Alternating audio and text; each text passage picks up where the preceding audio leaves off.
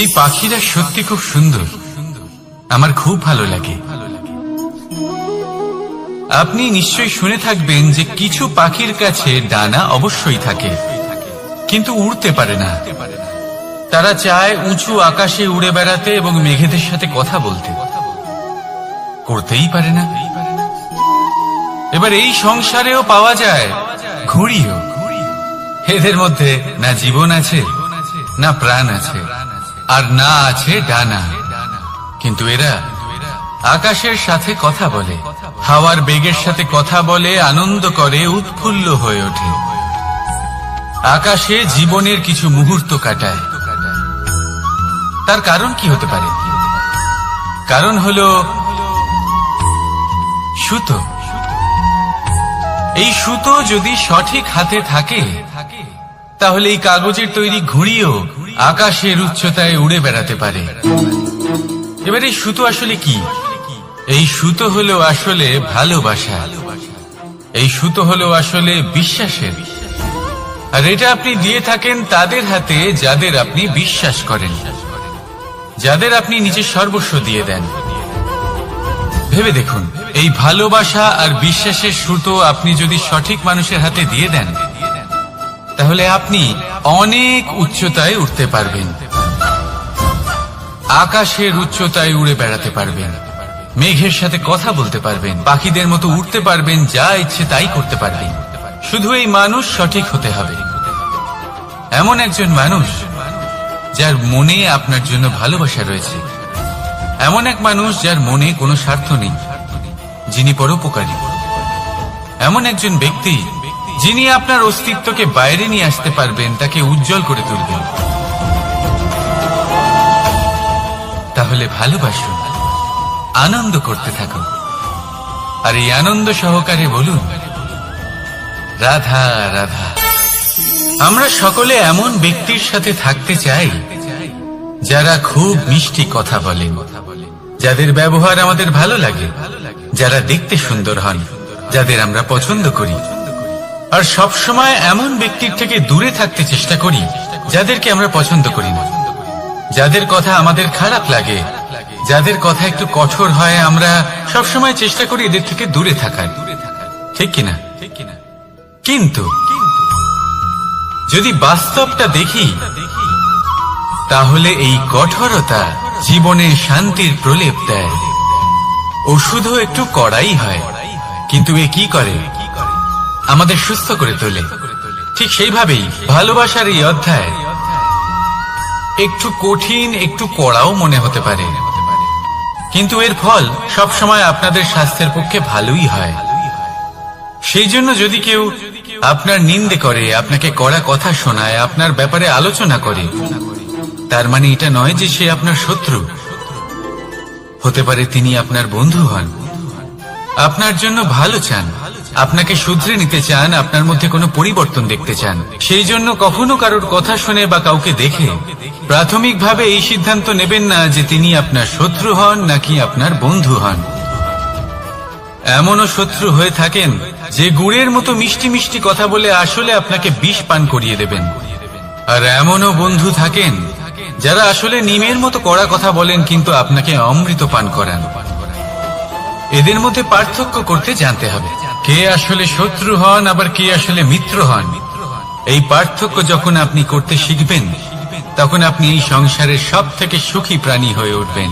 এই পার্থক্য বোঝা সহজ নয়, কিন্তু অবশ্যই আবশ্যক। রাধা রাধা। অসুখ। এমন কোন মানুষ আছেন এই সংসারে যার অসুখ করে না? প্রত্যেক মানুষ কখনো না কখনো অবশ্যই অসুস্থ হয়েছে, তার এই শরীর রোগের শিকার অবশ্যই হয়েছে। এবারে দেখুন, এই রোগ আসে, আবার এই রোগ চলেও যায়, কিন্তু সেই রোগ আমাদের কষ্ট দিতে কেন সক্ষম হয়? কারণ হলো স্বচ্ছতা। যদি এই স্বচ্ছতা শরীরে না থাকে, তাহলে মানুষকে শারীরিক কষ্ট পেতেই হবে। ঠিক সেইভাবেই অত্যন্ত প্রয়োজনীয় হলো এই স্বচ্ছতা যেন মনেও থাকে। যদি এই স্বচ্ছতা মনে না থাকে, তাহলে মানুষ চারিত্রিকভাবে কষ্ট সহ্য করেন। এবারে নিবারণ কি হতে পারে? বড়ই সহজ এর উপশম। যদি রোগ শরীরে হয় তাহলে সর্বপ্রথম স্বচ্ছতা বজায় রাখতে শিখুন। এই শরীরকে পরিষ্কার রাখতে শিখুন।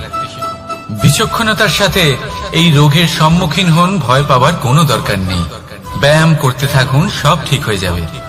সেইভাবেই যদি এই অসুখ মনে হয় তাহলে কি করা যায়? সর্বপ্রথম তার আধারের উপরে নজর দিন। আপনার এই আধারই হলো আপনার আহার। যা আপনি আহার করবেন সেরকমই মানুষ হয়ে উঠবেন। সেইভাবেই আপনি যেরকম ভাবেন সেরকমই মানুষ হয়ে উঠবেন। সেই জন্য নিজের ভাবনাকে শুভ করুন, নিজের দৃষ্টিভঙ্গিকে শুভ করে তুলুন। সবকিছু সঠিক হবে। আপনার আমার সবার মধ্যেই এক রাক্ষস বাস করে। তার সম্মুখীন হন, তাকে পরাস্ত করুন।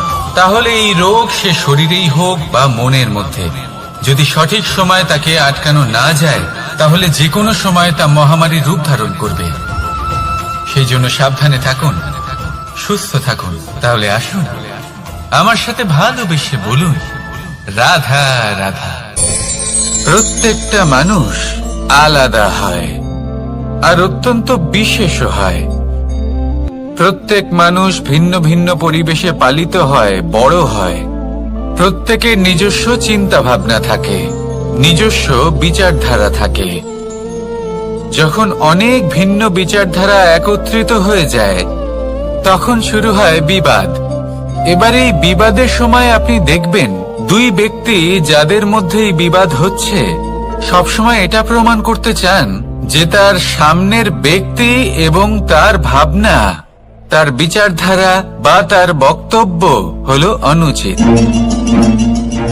এবার এটাই যদি প্রেমপূর্বক রূপে আপনি ভেবে দেখতে চেষ্টা করেন যে সামনের ব্যক্তিটির বক্তব্য, তার মানসিকতা আসলে কি, তাতে উচিত ঠিক কি, সেটা আমরা বুঝতে পারি।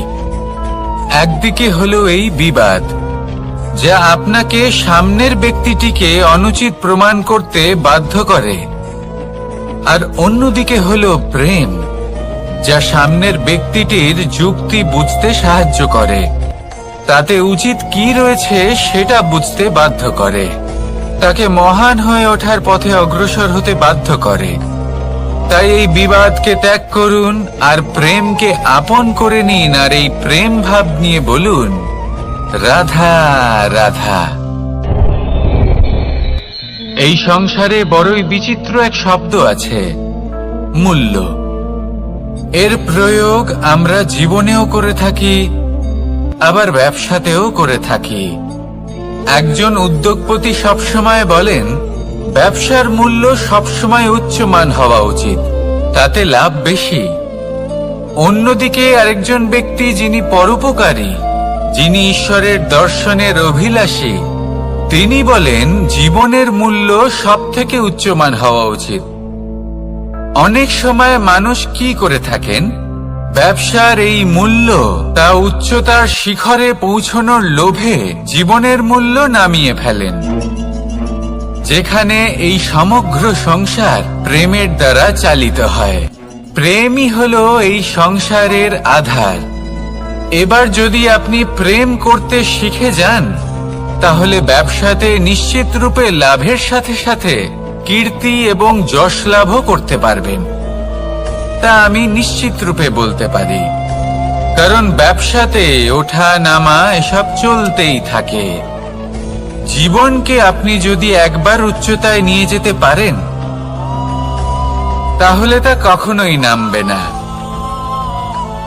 আসুন আর আমার সাথে ভালোবেসে বলুন, রাধা রাধা।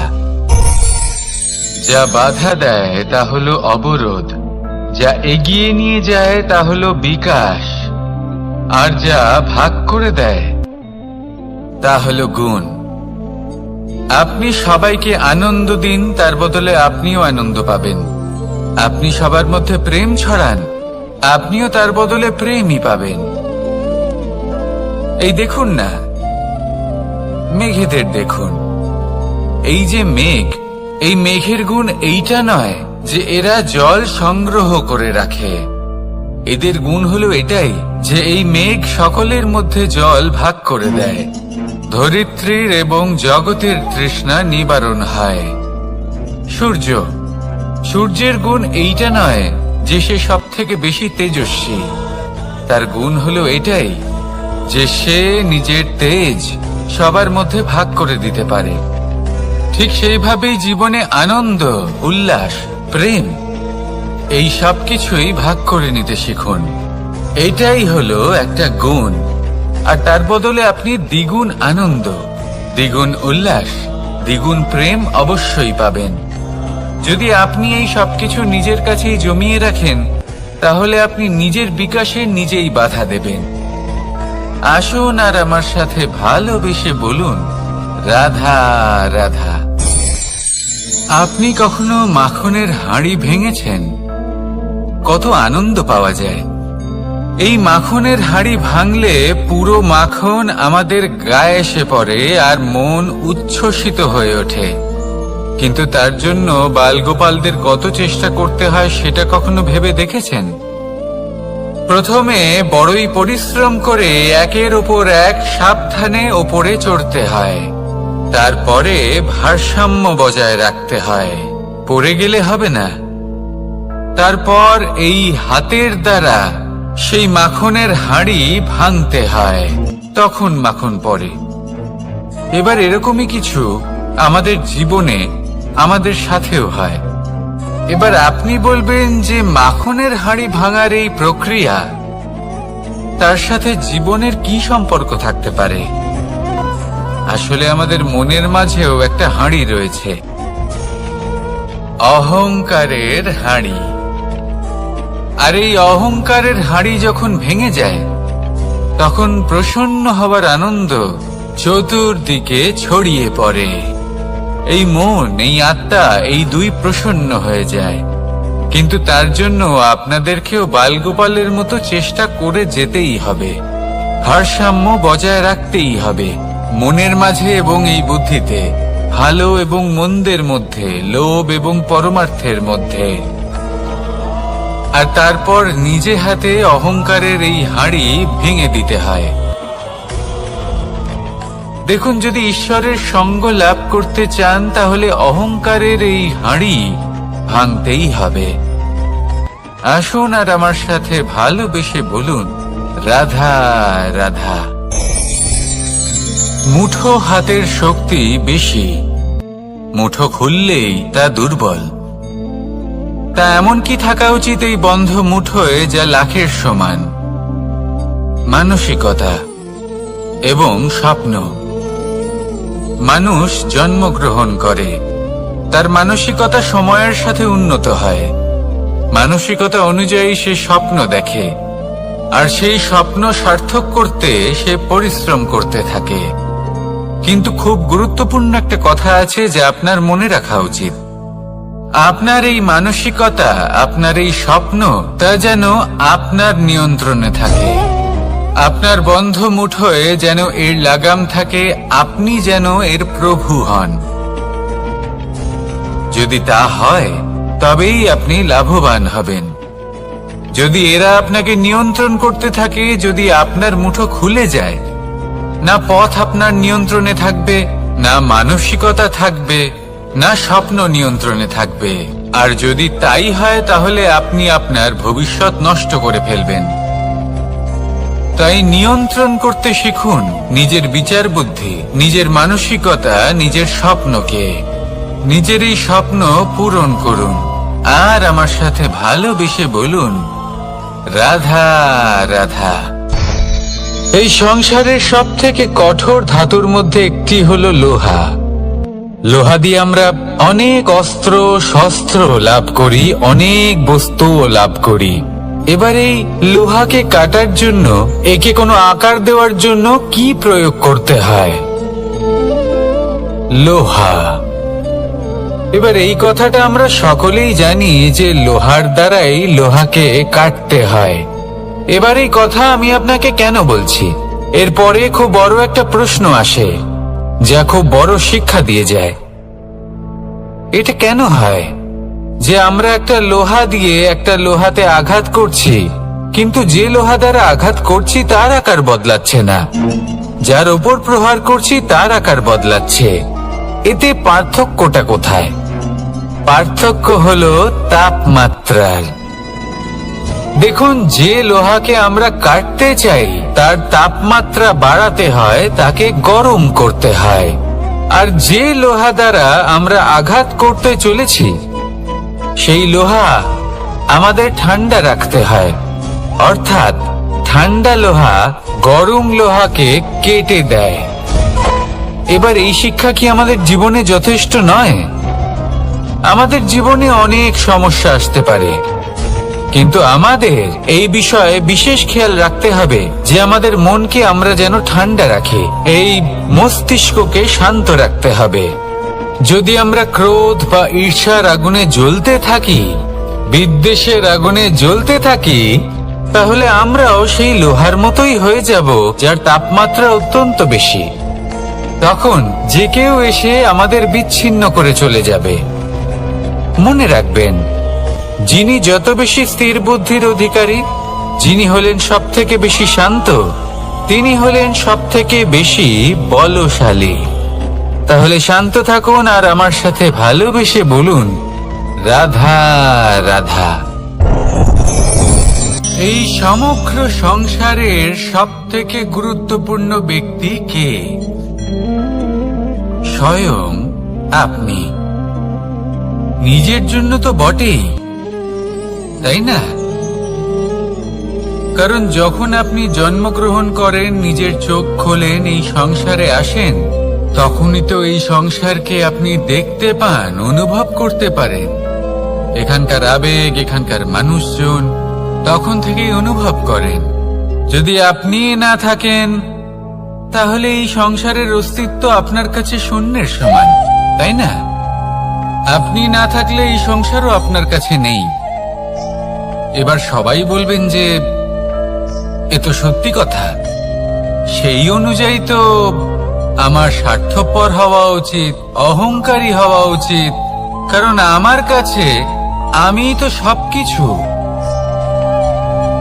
দৃষ্টিভঙ্গি পাল্টে দেখুন, আপনার কাছে সব থেকে বেশি গুরুত্বপূর্ণ ব্যক্তি কে? আপনি নিজেই। সেই মানুষটি কেমন হওয়া উচিত একটু ভেবে দেখুন। সব সময় সকলকে সাহায্য করুন, একসাথে মিলে পরিশ্রম করুন, সাহায্য করুন অন্যদেরকে। এটা অতি আবশ্যক। এবং তার থেকেও বেশি গুরুত্বপূর্ণ হলো এটাই যে আপনার মনে যেন কখনো এই বিষয়ে ভয় না থাকে যে আমি আমার প্রিয়জনদের, আমার কাছের মানুষগুলিকে হারিয়ে ফেলব। এই ভয় কখনোই মনের মধ্যে থাকা উচিত নয়। যদি ভয় থাকে তাহলে থাকুক এই বিষয়ে যে সকল মানুষ আমার জীবন থেকে, আমার থেকে দূরে চলে যাচ্ছেন, তাদের বাধা দিতে দিতে আমি যেন নিজেকেই না হারিয়ে ফেলি, নিজের অস্তিত্বকেই না হারিয়ে ফেলি, নিজের ব্যক্তিত্বকে, নিজের বিচারধারাকে, নিজের করুণার শক্তি না হারাই। তাহলে এই ভয় ত্যাগ করুন আর আমার সাথে ভালোবেসে বলুন, রাধা রাধা। মানুষের দুটো রূপ রয়েছে। এক, আমাদের এই মুখ যা শুধুই চোখে দেখা যায়, আর দ্বিতীয় আমাদের এই মন যা শুধুমাত্র অন্তরাত্মা দ্বারা দেখা যায়। এবার আমাদের এই মুখ তা ঈশ্বর সকলকেই আগে থেকেই প্রদান করেছেন, কিন্তু এই মন কেমন হবে তা আমাদের জীবনের অনুভূতি এবং আমাদের জীবনের লক্ষ্য এগুলি সুনিশ্চিত করে। অর্থাৎ নেত্র দিয়ে দেখা যায় আমাদের এই মুখ, তা শুধুই এই কারণে প্রয়োজন যাতে সংসার আমাদের দেখতে পায়, আমাদের চিনতে পারে। কিন্তু যদি এই সংসারে আপনি প্রকৃত অর্থে মান সম্মান লাভ করতে চান, তাহলে নিজের অন্তরাত্মাকে আপনাকে বিকশিত করতেই হবে। দেখুন, কথায় আছে এই যে অসুর, তা শারীরিকভাবে উপস্থিত নয়, তা মনের মধ্যে থাকে। যদি এই মন থেকে অসুরকে বের করে দেওয়া যায়, তাহলে শরীরে তা উপস্থিত থাকবেই না। তাই মনকে শুদ্ধ করুন আর আমার সাথে ভালোবেসে বলুন, রাধা রাধা। প্রয়াস, পরিশ্রম, এই শব্দগুলি শুনতে হয়তো ছোট মনে হয়, কিন্তু এর মূল্য অনেকটাই অধিক। এবার প্রয়াসও কিন্তু দুই ধরনের হয়। একটা প্রয়াস তাই যা আমরা নিজের মন থেকে, অন্তর থেকে সমগ্র শক্তি দিয়ে করার চেষ্টা করি। এবারে এই প্রয়াস প্রচেষ্টার নামান্তর। কিছু প্রয়াস এমন হয় যেমন দ্রুতক্রীড়া খেলা। মানুষ বলেন, আজ একটু প্রয়াস করি, একটু দ্রুতক্রীড়া খেলেই দেখি, যদি বিজয়ী হই তবে ভালো ব্যাপার, যদি না হই তবে আর কখনো খেলবো না। এটাও কিন্তু প্রয়াস, কিন্তু এই প্রয়াস পরিশ্রম নয়। পাণ্ডবদের দেখুন, ওনারা যখন পরিশ্রম করেছিলেন তখন খাণ্ডবপ্রস্থকেও ইন্দ্রপ্রস্থ বানিয়েছিলেন। দ্রুতক্রীড়া খেললেন, সেই মুহূর্তেই ইন্দ্রপ্রস্থ হারিয়ে ফেললেন। পরিশ্রম করলেন, সগৌরবে রাজা হলেন। দ্রুতক্রীড়া খেললেন, তখন এক মুহূর্তে রাজা থেকে নিঃস্ব হয়ে গেলেন। সারমর্ম এটাই যে দ্রুতক্রীড়া কখনো কখনো আপনার মিত্র হতে পারে, কখনো সে আপনাকে বিজয়ী করতে পারে, কিন্তু প্রয়াস এবং পরিশ্রম যখন একসাথে মিলিত হয় তখন তা সর্বদাই আপনার সাথে থাকে।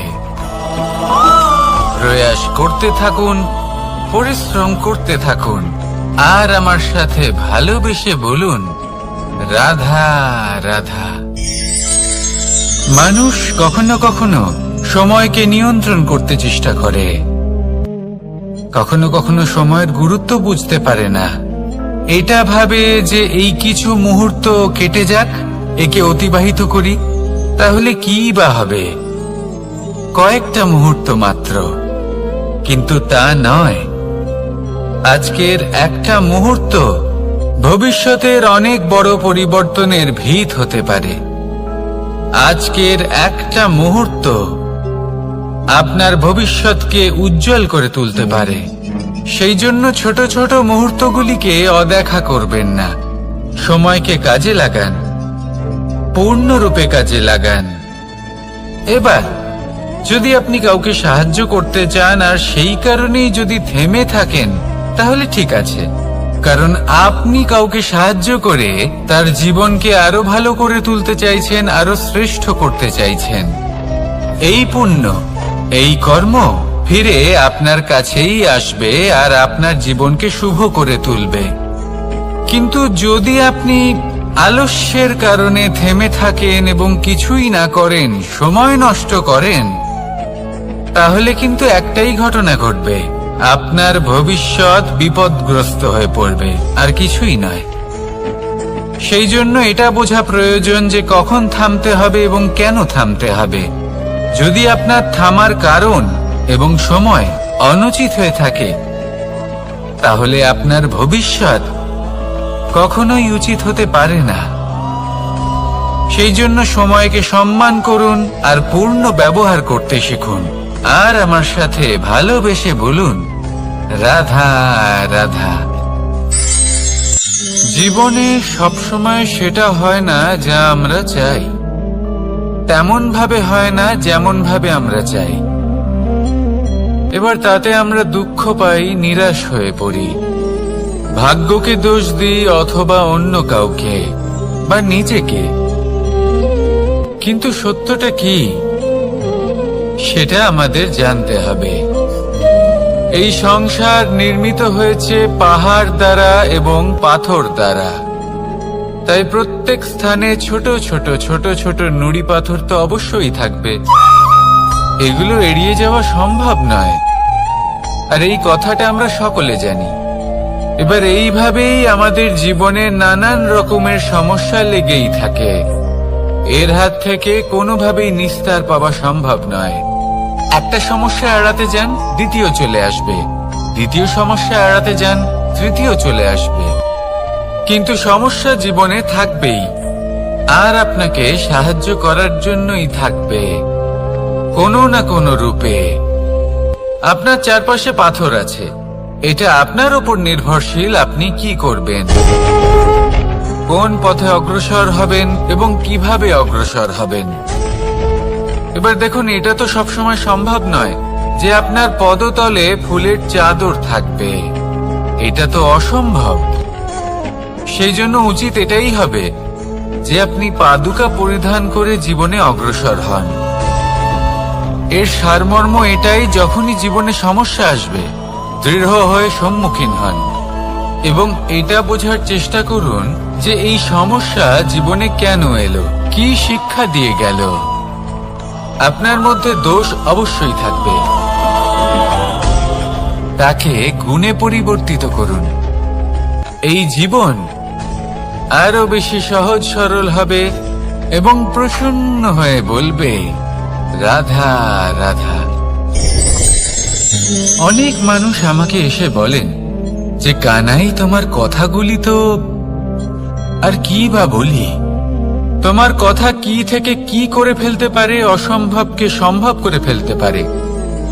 এত শক্তি তোমার কথাতেই রয়েছে, তো অন্য কিছু করার কোনো প্রয়োজনই কোথায়? এবার ওনারা এই কথাটা বুঝতে পারেন না যে জ্ঞান শুধুমাত্র শব্দের সমন্বয় মাত্র, কিন্তু এর অর্থ কি সেটা জানার জন্য অনুভব করা প্রয়োজনীয়, সেই পথে চলা প্রয়োজনীয়। এই অভিজ্ঞতাই আপনাকে অর্থ বুঝিয়ে দেবে। ঠিক যেমন তুমি কর্ম করতে থাকো, ফলের চিন্তা করো না, এটা শুধুই শব্দ। এর সারমর্মটা কি, এর অর্থ কি সেটা বোঝার জন্য সেই পথে আপনাকে অগ্রসর হতেই হবে, সেটা যাপন করতে হবে, কর্ম করতে হবে নিরন্তর। এটা ভাবলে হবে না যে আমি কি আমার কর্মের ফল আদৌ পাবো কিনা, তবেই আপনি এই কথার অর্থ বুঝতে পারবেন। কখনো ভেবে দেখবেন, আমাদের বাড়িতে যারা জ্যেষ্ঠ আছেন, বড় আছেন, আমরা তাদের পুজো করি, তাদের সেবা করি, আমরা তাদের চরণ স্পর্শ করি। কেন? কারণ ওনাদের কাছে আমাদের থেকে অনেক বেশি জীবনের অভিজ্ঞতা থাকে। জীবনে শুধুমাত্র জ্ঞান শোনাটা প্রয়োজনীয় নয়, তা বুঝতে পারা প্রয়োজনীয়। তা যদি যাপন করেন তবেই অভিজ্ঞতা হবে, তবেই প্রকৃত অর্থ বুঝতে পারবেন। তাহলে জ্ঞান শুধু শুনবেন না, বুঝুন, তাকে আচরণে আনুন এবং আমার সাথে ভালোবেসে বলুন, রাধা রাধা। এই সংসারের সব থেকে গুরুত্বপূর্ণ তত্ত্ব কোনটা? প্রথম হলো সময়। জন্ম থেকে মৃত্যু পর্যন্ত এই যে সময়, এটাই তো হলো জীবন। দ্বিতীয় হলো জীবন, যাতে আমরা সময়ের সদ্ব্যবহার করি, শ্রেষ্ঠ থেকে শ্রেষ্ঠতর কাজ করার চেষ্টা করি। বহু বছরের এই পরম্পরা, এই সংস্কৃতিকে এগিয়ে নিয়ে যাওয়ার চেষ্টা করি। এই সংসারে আমরা অংশগ্রহণ করতে চেষ্টা করি।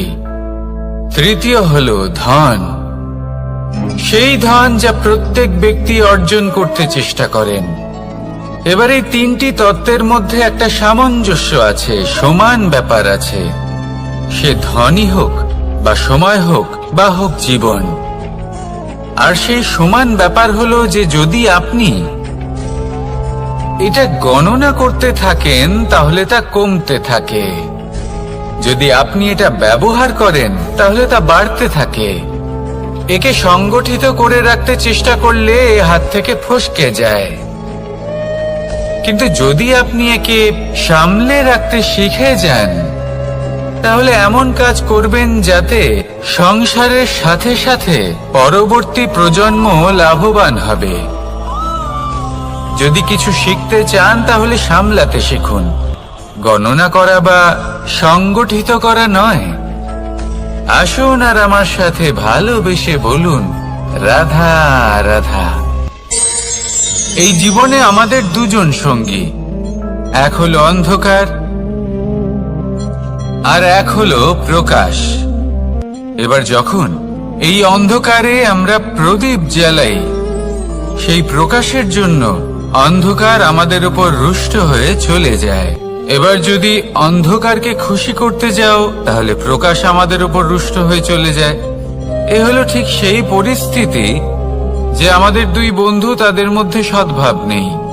যদি কোনো একজনের মান ভাঙাতে বা খুশি করতে যাও, তাহলে দ্বিতীয়জন অবশ্যই রুষ্ট হয়। সেই অবস্থায় আপনাকে বোঝদারের মতো কাজ করতে হবে, যে কখন কাকে সমর্থন করতে হবে, কখন কার সাথে চলতে হবে। যদি পারেন তাহলে সকলকে একসাথে নিয়ে চলবেন। যদি কোনো মানুষের মধ্যে বনিবনা না হয়, তাহলে তাদের মধ্যে সামঞ্জস্য বজায় রেখে সংসারের রীতিনীতির চক্র চালিত করা, এটাই তো হলো মনুষ্য জীবন। এবার এটা কিভাবে করা সম্ভব? শুধুমাত্র প্রেমের দ্বারা। তাহলে এইভাবেই সবাইকে প্রেমের দ্বারা বেঁধে রাখুন, আর আমার সাথে ভালোবেসে বলুন, রাধা রাধা। কিছু মানুষ বড়ই বিচিত্র হন, এমন ভাবে জীবনযাপন করেন যেন তাদের কোনোদিন মৃত্যুই হবে না। নিজেদের অহংকারের বশে একটা কথা ভুলে যান, যে যতই তারা নিঃশ্বাস নিচ্ছেন, যতই তারা জীবনযাপন করছেন, ততই তারা মৃত্যুর দিকে এগিয়ে চলেছেন। কারণ আমাদের এই জীবন তার নিঃশ্বাসের ওপর নির্ভরশীল। নিঃশ্বাস চলছে মানে জীবন চলছে। নিঃশ্বাস যদি থেমে যায়, তাহলে জীবনও থেমে যাবে। আমাদের জীবনের প্রদীপ যে কোনো মুহূর্তে নিভে যেতে পারে, আর কত সময় বাকি রয়েছে সেই বিষয়ে আমাদের কোনো ধারণাই নেই। তাই যে মুহূর্ত আমরা এখন যাপন করছি, সেটার সদ্ব্যবহার করে নেওয়া যাক। কোনো শুভ কর্ম করে নেওয়া যাক, এমন কোনো কর্ম যার দ্বারা আমাদের ব্যক্তিত্বতে এমন এক চমক আসে যে আমাদের মৃত্যুর পরেও এই সংসার আমাদের চিরস্মরণীয় করে। কারণ একটা কথা ঠিক, মৃত্যু হলো একটা অটল সত্য, তাকে মেনে নিতেই হবে, স্মরণীয় করে রাখতেই হবে। যে সময় আছে তার সদ্ব্যবহার করুন, আর আমার সাথে ভালোবেসে বলুন, রাধা রাধা। এই সংসারের সব থেকে বড় সুখ কি? কেউ বলবেন নিজের লক্ষ্য প্রাপ্ত করা, কেউ বলবেন ধন উপার্জন করা, কেউ বলবেন নিদ্রাই সব থেকে বড় সুখ, কেউ বলবেন রাজ্য লাভ করা, আবার কেউ বলবেন মাতার হাত থেকে খাবার খাওয়া, আদি ইত্যাদি। কিন্তু যদি সত্যি কথা বলি, এই সংসারের সব থেকে বড় সুখ হলো সেবা করা। কখনো কাউকে সেবা করে দেখুন। এই সেবা দ্বারা অন্য কোনো মানুষের আশীর্বাদ লাভ করাতেই সুখ রয়েছে। আপনার সেবা ভাব দ্বারা যখন কোনো মানুষ নিজের অন্তরাত্মা থেকে আপনাকে আশীর্বাদ করে, তার থেকে বড় সুখ আর কিছুই নেই। কারণ প্রত্যেক মানুষের মধ্যে ঈশ্বর বাস করেন। নরের সেবাই হলো নারায়ণের সেবা। নিষ্কাম সেবা করাই হলো সব থেকে বড় সুখ। তাই নিজের অন্তরে সেবার এই ভাব জাগ্রত করুন। যে সুখের কথা আমি বলছি, সেই সুখ অনুভব করেই দেখুন। এই মন সুপ্রসন্ন হয়ে বলবে, রাধা রাধা। মানুষ অসুস্থ কেন হন? শারীরিক দুর্বলতার কারণে? না, মানুষ অসুস্থ হন তার মানসিকতার কারণে, তার বিবেকের কারণে, তার কর্মের কারণে, তার ক্রোধের কারণে। আর যখন কেউ সুস্থ হন, ঠিক হয়ে যান, তার মানে এটা নয় যে শুধু ওষুধের জন্য তিনি সুস্থ হয়েছেন। না, এটা কারোর তার প্রতি প্রেমের প্রভাব, বিশ্বাসের প্রভাব, সম্বলের প্রভাব। শুধুমাত্র ওষুধ দিয়ে কিছুই হয় না। যদি মনে প্রেম থাকে, বিবেক থাকে, বিশ্বাস থাকে, সম্বল থাকে, তবেই সেই ওষুধ কাজ করতে পারে। তাই মনে রাখবেন, এই জীবন হলো অত্যন্ত ছোট। মনে প্রেম ভাব রাখুন, মিত্রতা করুন, শত্রুতা নয়, ভালোবাসুন, বিদ্বেষ নয়। আর এই ভালোবাসার সাথেই বলুন রাধা রাধা। জীবন, এই জীবনের সত্য কি? জন্ম, যেখান থেকে জীবন আরম্ভ হয়, নাকি সমাপ্তি? মৃত্যু, যেখানে জীবন শেষ হয়ে যায়। জীবনের সত্য এটা নয়, সবকিছু এটা নয়। ভালো করে ভেবে দেখলে কিছুই যায় আসে না যে আপনার জন্ম কোথায় হয়েছে, কিভাবে হয়েছে। এতেও কিছু যায় আসে না যে আপনার মৃত্যু কোথায় হবে, কিভাবে হবে। যায় আসে তখন, গুরুত্বপূর্ণ হলো এটাই যে জীবন আপনি যাপন করেছেন তার উদ্দেশ্য কি ছিল, কি ভাবনা নিয়ে আপনি বেঁচেছেন। এখন যদি আপনি এমন কিছু করেন যার দ্বারা এই সংসার আপনার থেকে জীবন যাপনের প্রেরণা পেতে পারে, মৃত্যুর পরেও আপনার কর্ম দেখে তা স্মরণ করে জীবনে বাঁচতে শেখেন, তাহলে তার তাৎপর্য হলো আপনি নিজের কর্মের দ্বারা, নির্বাচনের দ্বারা অমর হয়ে গেছেন। দেখুন, জীবনে দুশ্চিন্তা করা হলো বৃথা, মৃত্যুর ভয়ও হলো বৃথা। কারণ আত্মা কখনো মরে না, তাকে কেউ শেষ করতে পারে না। না কাল, না মৃত্যু, আর না সময়। যদি এমন কিছু থাকে যা আপনার আত্মাকে শেষ করে দিতে পারে, তাহলে তা আপনারই নিজের দুষ্কর্ম। তাই এই যে জীবনকাল আপনার কাছে রয়েছে, তাতে শুধু শুভ কর্ম করুন, দুশ্চিন্তা করা ত্যাগ করুন। এমন কর্ম করুন যা দেখে সংসার উচিত পথে চলে আসবে, শুভ কর্ম করবে। যদি আপনার মৃত্যুর পরে সংসার আপনাকে স্মরণ করে শিক্ষা লাভ করে, উচিত পথে চলে, প্রেরিত হয়, তাহলে আপনিও অমর হয়ে যাবেন। আসুন আমার সাথে ভালোবেসে বলুন রাধা রাধা। কথায় আছে, যা কিছু অন্তর থেকে নিঃসৃত হয় তা অশুভ হয় না। অশুভ হলো সেই বোধ, সেই ইচ্ছে যা অন্তর থেকে নিঃসৃত হলেও কখনোই বিবেকের দ্বারা পরখ করা হয় না। এমনই একটা অনুভূতি হলো ক্রোধ। এই ক্রোধ আপনার বিবেকই হরণ করে নেয়, আপনার করুণা হরণ করে নেয়। আপনি ভাবনা চিন্তা করার যোগ্যতাই হারিয়ে ফেলেন। এবার যদি আপনি সংসারকে নিয়ন্ত্রণ করতে চান, ভবিষ্যতের ওপর নিয়ন্ত্রণ রাখতে চান, বর্তমানের ওপর নিয়ন্ত্রণ রাখতে চান, তাহলে প্রথমে নিজের ক্রোধের ওপর নিয়ন্ত্রণ করা শিখতে হবে। কারণ এই ক্রোধ আপনার বন্ধু নয়, এ আপনার শক্তি নয়, এ হলো আপনার দুর্বলতা। আর এটা শত্রুর শক্তি বাড়িয়ে তোলে, আর শেষ পর্যন্ত ক্ষতি আপনারই হয়। তাই এই ক্রোধকে নিজের নিয়ন্ত্রণে রাখুন। অশুভ মন্তব্য আপনা থেকেই অসফল হয়ে যাবে। আসুন আমার সাথে ভালোবেসে বলুন রাধা রাধা।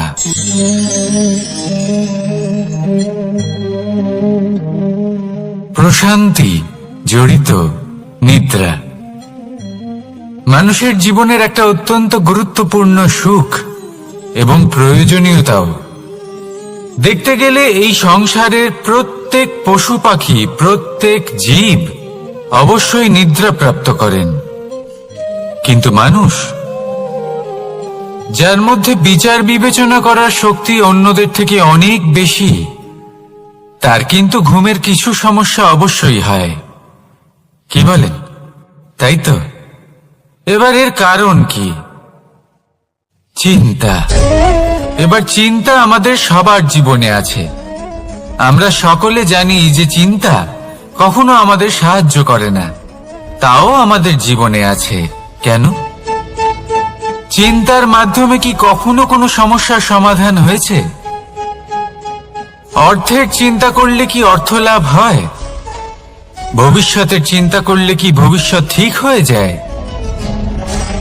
স্বাস্থ্যের চিন্তা করলে কি স্বাস্থ্য নিজে থেকেই ঠিক হয়?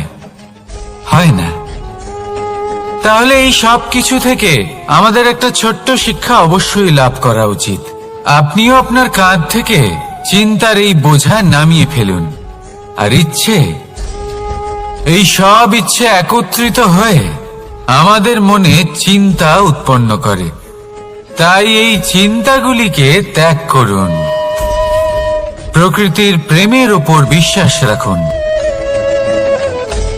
মনে রাখবেন, যিনি চিন্তা মুক্ত হবেন তিনি চিতা মুক্ত হবেন। সুখের নিদ্রা প্রাপ্ত করুন, আর নিদ্রায় যাবার আগে আমার সাথে ভালোবেসে বলুন, রাধা রাধা।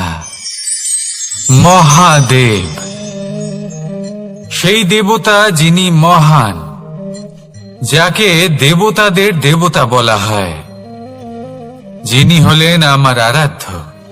কখনো আপনার মনে এই প্রশ্ন এসেছে যে শিবকেই কেন মহাদেব বলা হয়, অন্য কোনো দেবতাকে কেন বলা হয় না?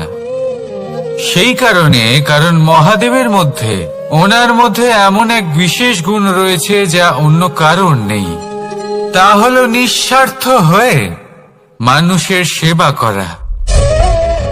যদি প্রয়োজন পড়ে, যদি সৃষ্টির পথে বিনাশের কালো মেঘ ছেয়ে থাকে, তখন নিজের প্রাণের চিন্তা না করে হলাহল পান করার জন্য প্রস্তুত থাকেন মহাদেব।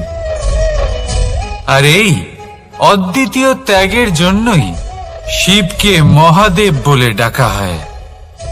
এবার যদি কোনো মানুষও নিঃস্বার্থ ভাবনার দ্বারা নিজেকে অর্পণ করে দেয় এই জগতের কল্যাণের জন্য, মানুষের সেবার জন্য, তাহলে তিনিও মহাপুরুষ, মহামানব হতে পারেন। যদি কেউ অভুক্ত থাকেন, তাহলে নিজের থালা থেকে অর্ধেক খাবার তাকে দিয়ে দিন। যদি কেউ অসুস্থ হন, তাহলে তাকে সেবা করার, চিকিৎসা করার চেষ্টা করুন। এই জীবন শুধু নিজের জন্য নয়, অন্যদের প্রতি, সমস্ত সংসারের প্রতি উৎসর্গ করুন। যদি এইসব মানুষ শিখে যান, তাহলে তিনি মহাদেবের পথে অগ্রসর হতে পারেন। যদি মানুষ নিঃস্বার্থ ভাবনার দ্বারা এই সংসারের সেবা করতে শিখে যান, তাহলে তিনি নিশ্চিত রূপে মহামানব অবশ্যই হতে পারবেন। আসুন আমার সাথে ভালোবেসে বলুন, রাধা রাধা। স্বর্ণ, হীরে, মুক্ত, মানিক, এই সব কিছুকে আগে পাথর বলা হতো। তাহলে এমন কি হলো যে এদের রত্ন বলা হয়? আর রত্ন তা বাস্তবে আসলে কি? এটা হলো সেই পাথর যাকে আগে আগুনের তাপ সহ্য করতে হয়েছে, পরখ করা হয়েছে, যাচাই করা হয়েছে, এদের কাটার চেষ্টা করা হয়েছে, কিন্তু তারা কখনোই নষ্ট হয়নি, বরং তারা আরো উদ্ভাসিত হয়েছে, আরো উজ্জ্বল হয়েছে, এই সংসারে আরো প্রকাশ ছড়িয়ে দিয়েছে। সেই জন্য এরা হলো এত অমূল্য, সেই জন্য এরা হলো বহুমূল্য, সেই জন্য এদের রত্ন বলা হয়। এবার মানুষের কাছেও এই নির্বাচনের অধিকার রয়েছে যে আমরা শুধু পাথর হয়ে থাকব নাকি রত্ন হয়ে থাকব। কিভাবে? আমাদের জীবনেও অনেক সমস্যা রয়েছে, বাধা আছে, বিপত্তি আছে। আমরা সেই বাধার তাপে উত্তপ্ত হই, এই সমস্যা আমাদের কাটার চেষ্টা করে। অনেক মানুষ বিভিন্ন পরিস্থিতি আমাদের ভাঙার চেষ্টা করে, কিন্তু আমাদের নষ্ট হলে চলবে না। যেভাবে এই রত্ন সমস্যার সম্মুখীন হয়ে পাথর থেকে রত্ন হয়েছে, সেইভাবেই আমাদেরও আমাদের সমস্যার সম্মুখীন হয়ে রত্ন হয়ে উঠতে হবে। এই সংসারে প্রকাশের স্রোত হয়ে উঠতে হবে। তাহলে এটাই করুন, আর আমার সাথে ভালোবেসে বলুন, রাধা রাধা। সংসারে সব থেকে বড় শক্তি আসলে কি? কেউ বলবেন শারীরিক শক্তি, কেউ বলবেন অস্ত্রের শক্তি, কেউ বলবেন জ্ঞানের শক্তি। ঠিক আছে, কিন্তু যদি আমি বলি সংসারের সব থেকে বড় শক্তি হলো শক্তি কোনো এক তথ্যের, আগে হ্যাঁ, তথ্য। এই তথ্য নিজেই কিন্তু খুব শক্তিশালী, অত্যন্ত শক্তিশালী অস্ত্র হলো এই তথ্য। আর সত্যি বলতে অনুচিত তথ্যের থেকে অনেক বেশি ঘাতক হলো অসম্পূর্ণ তথ্য। যেরকম আজ শাম্ব রুক্মির সাথে করেছে, ওকে অসম্পূর্ণ তথ্য দিয়েছে, তার ফলে বিনাশ হলো। যদি এইভাবেই আপনার কাছেও কোনো অসম্পূর্ণ তথ্য আসে, আর যদি আপনি তা পরখ না করে দেখেন, যাচাই না করে দেখেন, আর নিজের কর্ম করেন, তাহলে উত্থানের বদলে আপনি পতনের সম্মুখীন হবেন। বিকাশের বদলে আপনার বিনাশ হয়ে যাবে। মনে রাখবেন একটা অত্যন্ত গুরুত্বপূর্ণ কথা, সঠিক তথ্য পাওয়া সঠিক তথ্য দেওয়ার থেকে অনেক বেশি গুরুত্বপূর্ণ। আশা করি এই কথা আপনি বুঝেছেন। জীবনে যখনই কোনো তথ্য আপনি পাবেন, সেই বিষয়ে ভেবে দেখুন, পরখ করে দেখুন, যাচাই করুন, তারপর নিজের কর্ম করুন। আর আমার সাথে ভালোবেসে বলুন, রাধা রাধা। ধর্ম এবং প্রেম, এই দুই হলো একই মুদ্রার দুই পিঠ। যদি এদের মধ্যে কোনোটা নষ্ট হয়ে যায়, তাহলে দ্বিতীয়টাও থাকে না। কখনো ভেবেছেন এমন কেন হয়? তার জন্য আগে আপনাকে বুঝতে হবে যে ধর্ম আসলে কি। ধর্ম সেটাই যা এই সংসারের প্রত্যেক মানুষকে একে অপরের সাথে সুখ এবং শান্তিতে থাকতে প্রেরণা যোগায়। এই প্রেরণার আধার হলো প্রেম। প্রেম সেটাই যা আপনার মধ্যে অন্য কারোর প্রতি করুণাবোধ জাগিয়ে তোলে, সম্মান জাগিয়ে তোলে। এবার যদি প্রেম চলে যায়, তাহলে সবার আগে বিনাশ হবে সম্মান আর করুণাবোধের। এবার যেখানে না প্রেম রয়েছে, না সম্মান রয়েছে, না করুণা রয়েছে, সেখানে ধর্ম কিভাবে বাস করবে? অশুভ ইচ্ছে জাগ্রত হয়ে ওঠে, ক্রোধ জাগ্রত হয়ে ওঠে, অহংকার জাগ্রত হয়ে ওঠে, আর তারপর আরম্ভ হয় অধর্মের। তাই যা যা ভাবনা আপনার অন্তরে প্রবেশ করছে, করতে দিন, কিন্তু যাই হোক না কেন, এই প্রেমকে নিজের থেকে দূরে যেতে দেবেন না। এই প্রেমকে চিরকাল নিজের কাছে রাখুন, নিজের হৃদয়। আর এই প্রেম ভাব নিয়ে বলুন, রাধা রাধা। এই সংসারে আমাদের জীবনের সব থেকে বড় দোষ কি আপনি জানেন? কেউ বলবেন লোভ, কেউ বলবেন লালসা, কেউ বলবেন অসত্য।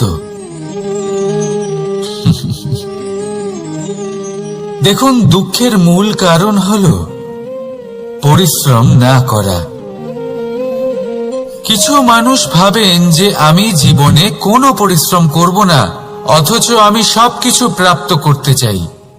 আর এমন এক কারণের জন্যই দূতের মতো খেলা আমাদের জীবনে প্রবেশ করার সুযোগ পায়। দূত, এই দূত আসলে কি?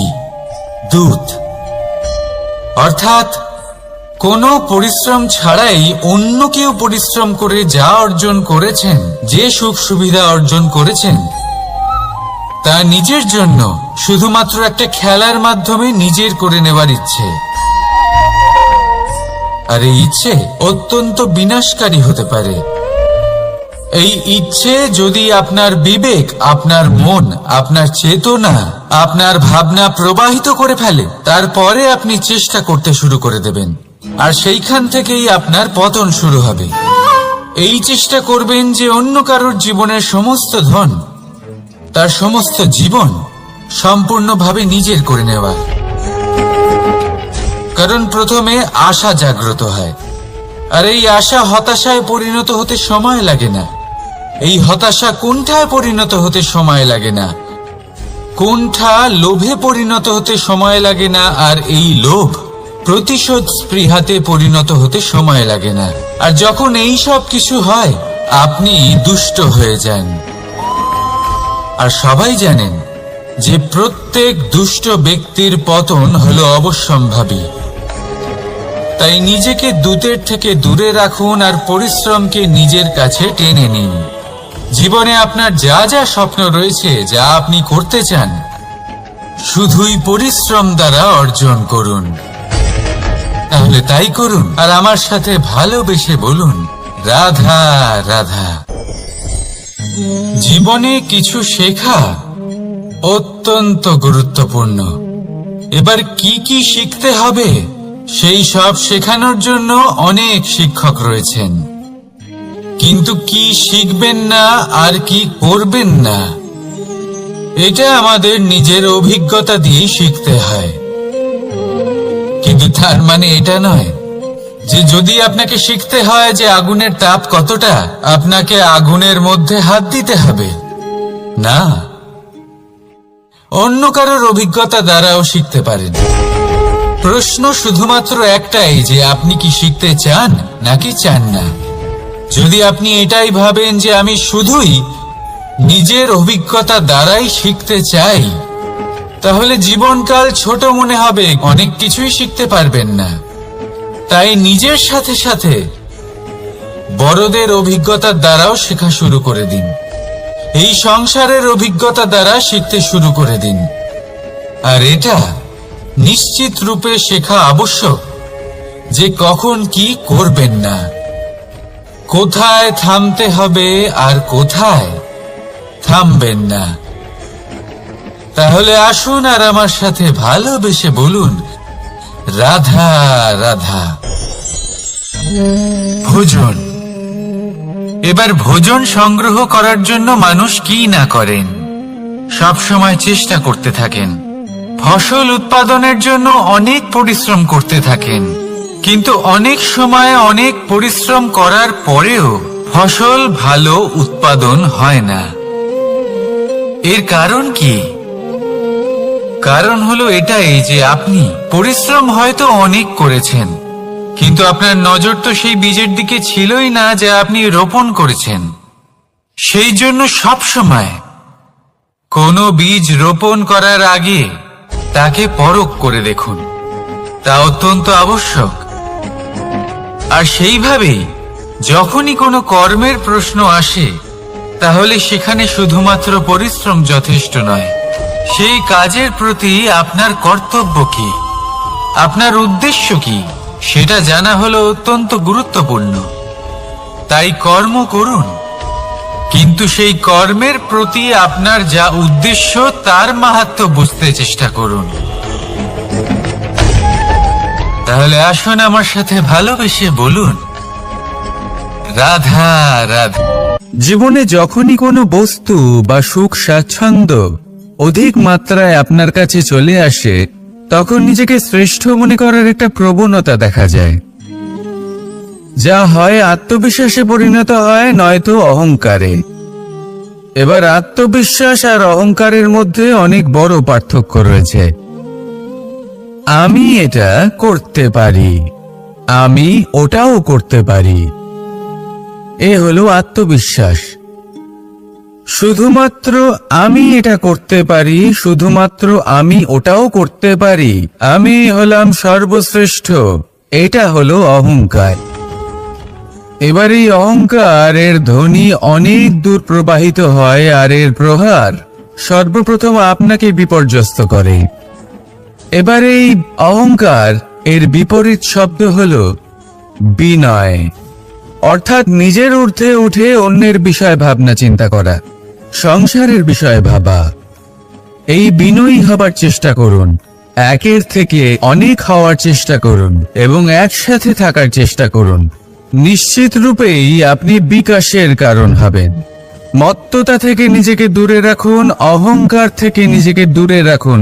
এই মন প্রসন্ন হয়ে বলবে, রাধা রাধা। কোনো এক বস্ত্রে যদি ছোট্ট একটা ছিদ্র উৎপন্ন হয়, আর যদি আমরা তার দিকে নজর না দিই, তাহলে সময়ের সাথে সমগ্র বস্ত্র ছিঁড়ে যায় আর কোনো কাজে আসে না। যদি কোনো একটা নৌকাতে ছোট্ট একটা ছিদ্র উৎপন্ন হয়, তাহলে সময়ের সাথে পুরো নৌকাই জলে ডুবে যায়। লক্ষ্যের দিকে অগ্রসর হওয়ার সময় একটা ছোট্ট ভুল আপনি যদি করে ফেলেন তাহলে আপনাকে তার লক্ষ্যের থেকে দূরে করে দিতে পারে। এমনটা এই সম্পর্কের সাথেও হয়ে থাকে। কোনো একটা ছোট্ট কথা, একটা ছোট্ট মনোমালিন্য যদি সম্পর্কে আসে এবং সেটা না মেটানো হয়, তাহলে সেই সমগ্র সম্পর্কটা অনেক বড় বড় সম্পর্ক ভেঙে যেতে পারে। যদি আপনার সম্পর্কে ছোট্ট একটা ছিদ্র উৎপন্ন হয়, তাহলে প্রেমের সূচ আর স্নেহের সুতো দ্বারা সেলাই করে ফেলুন, যাতে আপনার এই সম্পর্ক অটুট থাকে এবং প্রেম দ্বারা পরিপূর্ণ থাকে। আসুন আমার সাথে ভালোবেসে বলুন, রাধা রাধা। দু রকমের প্রাকৃতিক বেগ থাকে। প্রথম হলো বর্ষা। যখন এর বর্ষণ হয় তখন মাটিকে শীতল করে নতুন ফসল ফলায়। আর দ্বিতীয় হয় পবন, যা আমাদের সর্বদা শ্বাসবায়ু প্রদান করে। অশান্ত এই মনকে শান্তি প্রদান করে, এই ক্লান্ত শরীরে স্ফূর্তি প্রদান করে। আমাদের জীবনে যত আবেগ আছে তা হয় বর্ষার মতো হওয়া উচিত, নয় হওয়া উচিত পবনের মতো। ক্রোধ, মতভেদ, বিবাদ এগুলো হওয়া উচিত বর্ষার মতো। অর্থাৎ কিছু সময় পরে যেন এরা নিজে থেকেই ছিন্ন ভিন্ন হয়ে চলে যায়। আর যদি পবনের মতো কোনো আবেগ থাকা উচিত, তা হলো প্রেম, যা সর্বদা শ্বাসবায়ু প্রদান করে, সবসময় সাথে থাকে। একে আমরা অনুভব করতে পারি না, কিন্তু এই আমাদের অনুভব করার জন্য প্রাণবায়ু প্রদান করে। আর যখন চক্রবাতের মতো সে ভয়ঙ্কর হয়ে ওঠে, তখন সমগ্র সংসার বদলে দেয়। এর সারমর্ম একটাই, শক্তি। মতভেদ, ক্রোধ, বিবাদের শক্তি যদি থাকে, তা আছে প্রেমের মধ্যে। তাই এই প্রেমকে মনের মধ্যে রাখুন আর আমার সাথে বলুন, রাধা রাধা। জীবনে দুই ধরনের আবেগ রয়েছে যার কোনো মূল্য নেই। আমার কথার অর্থ এটা নয় যে এদের কোনো গুরুত্ব নেই, গুরুত্ব যথেষ্টই রয়েছে, শুধু এদের জন্য আপনাকে কোনো মূল্য দিতে হয় না। প্রথম আবেগ হলো আনন্দ, প্রসন্নতা। এটা আপনি যে কোনো জায়গায় খুঁজে পেতে পারেন যদি আপনি খুঁজে পেতে চান। আপনি কোনো পুষ্পের সৌন্দর্য দেখে প্রসন্ন হতে পারেন। বায়ুর কারণে যখন একটি বৃক্ষ শিহরিত হয়, সেটা দেখে আপনি প্রসন্ন হতে পারেন। একটা ছোট্ট শিশুর কলরব শুনেও আপনি প্রসন্ন হতে পারেন। একটা ক্রন্দনরত বালককে হাসিয়ে আপনি প্রসন্ন হতে পারেন। সবকিছু আপনার উপর নির্ভরশীল। সেখানে আরেকটি আবেগ হলো দুশ্চিন্তা। মানুষ বড়ই দুশ্চিন্তা করতে থাকে। আজ আমি এই কাজ করেছি, সেই বিষয়ে চিন্তা। আজ আমি এই কাজ করতে পারিনি, সেই বিষয়ে চিন্তা। কাল আমাকে এই কাজ করতে হবে, সেই নিয়ে চিন্তা। আমি কি সেই কাজটা করতে পারবো, সেই বিষয়েও দুশ্চিন্তা। চিন্তা সর্বত্র রয়েছে, যার জন্য মূল্য দিতে হয় না। যত চান আপনি একত্রিত করতে পারেন। একটা গুরুত্বপূর্ণ কথা মনে রাখবেন, প্রসন্নতা জীবনের একটা নতুন সূত্রপাত। সেখানে দুশ্চিন্তা হলো জীবনের চিতার সমান। এবার এই দুটি আবেগ হলো মূল্যহীন, দুটোই আপনার সামনে আছে। কোনটা চয়ন করবেন আপনি, দুশ্চিন্তা নাকি প্রসন্নতা? সিদ্ধান্ত আপনারই। আসুন আর আমার সাথে ভালোবেসে বলুন, রাধা রাধা। জীবনের প্রত্যেক মুহূর্ত আমাদের কিছু না কিছু শিক্ষা দেয়, নির্ভর করছে আমাদের দৃষ্টিভঙ্গির উপর।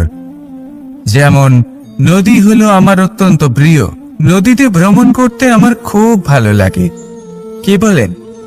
নদীতে সবসময় নতুন কিছু থাকে, ও পুরনো কিছুই নিয়ে বসে থাকে না। সব সময় প্রবাহমান, কখনো থামে না। ততক্ষণ থামে না যতক্ষণ না সাগরে গিয়ে সমাহিত হচ্ছে।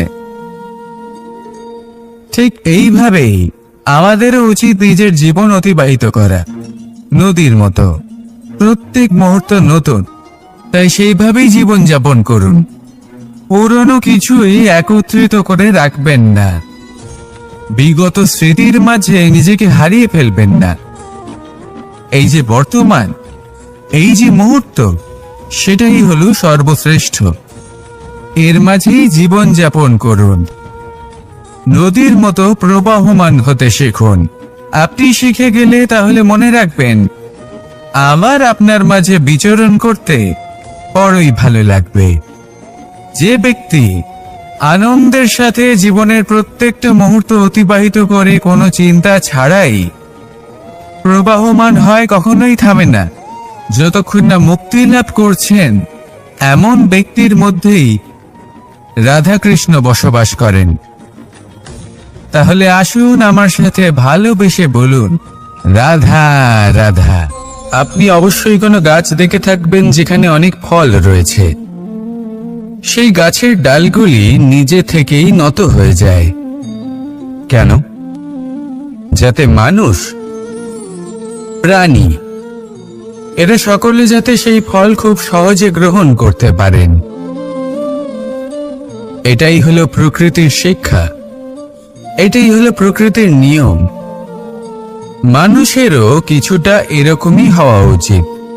যদি আপনি সাফল্যের চরম সীমায় পৌঁছে যান, অনেক বেশি ধন অর্জন করে ফেলেন, তখন মনে রাখবেন যে আপনি যেন অহংকারী না হয়ে পড়ে।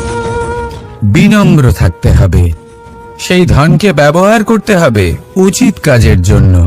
সেই ধনের দ্বারা সমাজের মঙ্গল করা উচিত। সকল মানুষকে সাহায্য করা উচিত যাদের ধনের অভাব আছে। যদি ধনী হওয়া সত্ত্বেও আপনি ধনের সদ্ব্যবহার এই সমাজের মঙ্গলের জন্য, তার ভালোর জন্য না করেন, যদি আপনি ধন দান না করেন, তাহলে এই ধন অহংকার রূপী বিষে পরিণত হয়ে আপনাকেই নাশ করবে। তাই ফলে ভরা গাছের মতো নত হয়ে থাকুন, বিনম্র হয়ে থাকুন, দান করুন, আর আমার সাথে ভালোবেসে বলুন, রাধা।